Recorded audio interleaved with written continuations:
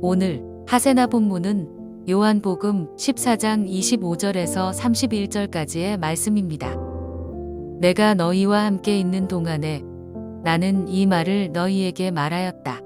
그러나 보혜사 곧 아버지께서 내 이름으로 보내실 성령께서 너희에게 모든 것을 가르쳐 주실 것이며 또 내가 너희에게 말한 모든 것을 생각나게 하실 것이다. 나는 평화를 너희에게 남겨준다. 나는 내 평화를 너희에게 준다.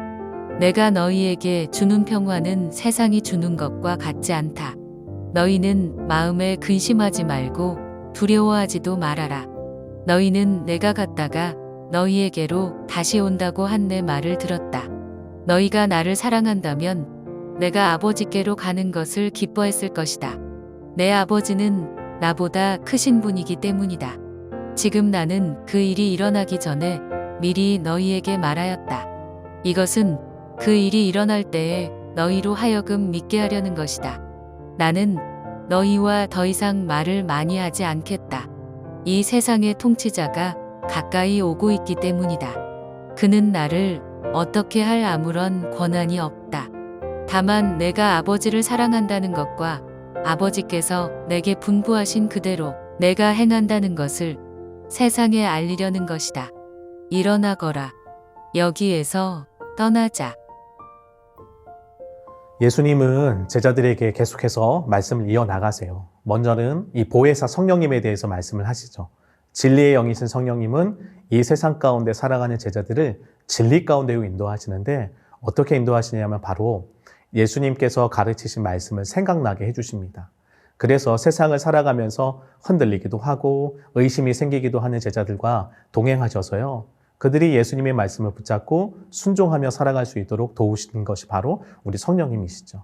이어서 예수님은요, 제자들을 향해 이 평화를 주시겠다고 말씀을 하세요.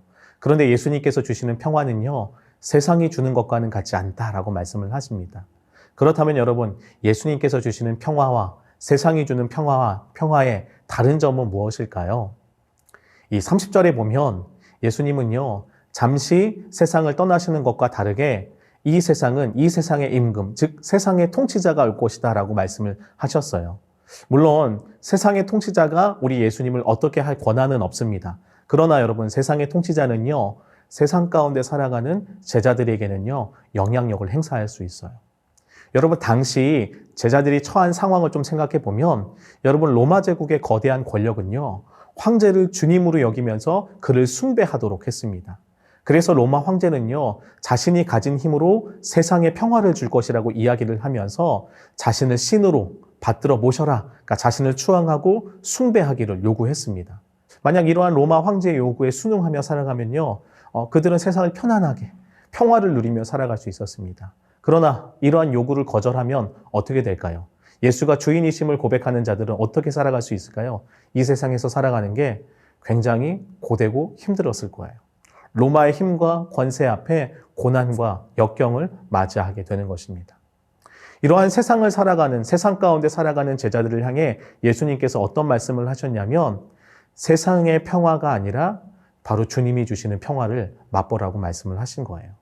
그리고 그들과 동행하는 성령님의 인도하심에 따라 주의 말씀에 순종하며 살아가야 된다고 가르쳐 주신 것이죠.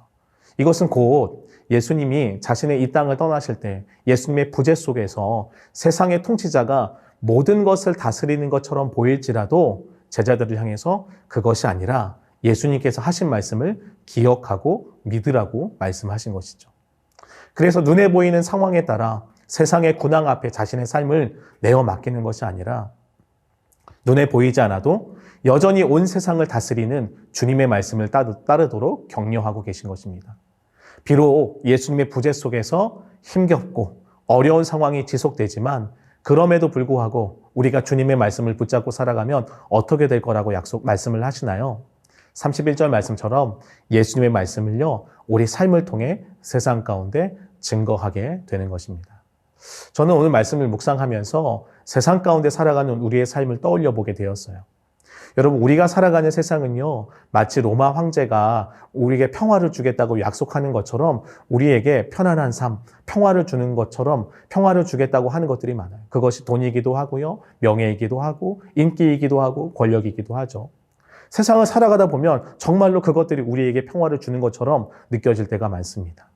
그러나 성경은 무엇이라고 이야기하냐면 그것들은 모두 가짜라고 선언을 하고 있어요. 진정한 평화는 우리 예수님으로부터 주어지는 것이고 하나님이 주인 되셔서 이 땅에 온전한 질서가 이루어질 때 진짜 평화를 누릴 수 있게 된다고 말씀하고 있는 것이죠. 그러나 우리는요, 우리 주님이 당장 우리 바로 눈앞에 보이지 않기 때문에 우리가 세상이 주는 평화를 거부하고 주님의 말씀을 따른다는 것은요, 굉장히 힘들고 어려워 보이기도 합니다. 왜냐하면 세상의 통치자들의 자신의 삶을 맡기고 그것을 소유한 자들의 삶을 비교하다 보면은요, 우리의 삶은요, 때로는 되게 초라해 보이고 누추해 보일 때가 너무 많기 때문이에요. 그러나 우리는 이렇게 예수님께서 함께 하시지 않는 것처럼 보이는 세상 속에서, 예수님의 부재 속에서 이 광야 같은 세상을 살아가는 우리들은요, 그럼에도 불구하고 어떻게 살아가야 할까요? 우리는요, 예수님의 말씀을 붙잡아야 합니다. 29절 말씀처럼 예수님은 이미 이 모든 상황을 알고 계셨고, 그리고 제자들에게 가르침을 통해서 예수님의 말씀을 믿게 하셨던 것처럼요, 우리도요, 이 광야 같은 세상, 예수님의 만약 부재처럼 느껴지는 이 힘들고 어려운 세상을 살아가면서도 우리는 거기에 우리의 마음을 뺏기는 것이 아니라 예수님의 말씀을 붙들어야 하는 것입니다. 그때 우리 인생 가운데 어떤 일이 발생되나요? 우리가 힘들고 어렵지만 우리가 주의 말씀 앞에 서게 되면 그 말씀이요, 우리 삶을 붙잡기 시작합니다. 그리고 그 말씀이 우리 삶을 이끌어가는 것을 우리가 경험하게 돼요. 말씀이신 예수 그리스도께서 우리의 삶을요, 붙잡으시고 우리 삶을 빚어가시고, 그리고 그 말씀이 주는 생명력을 통해 우리는요, 어두운 죽음의 세상을 버티며 이겨나가는 은혜를 누리게 되는 것이죠. 그래서 우리는 오늘도 어떻게 해야 합니까? 그 주의 말씀 앞에 서야 합니다.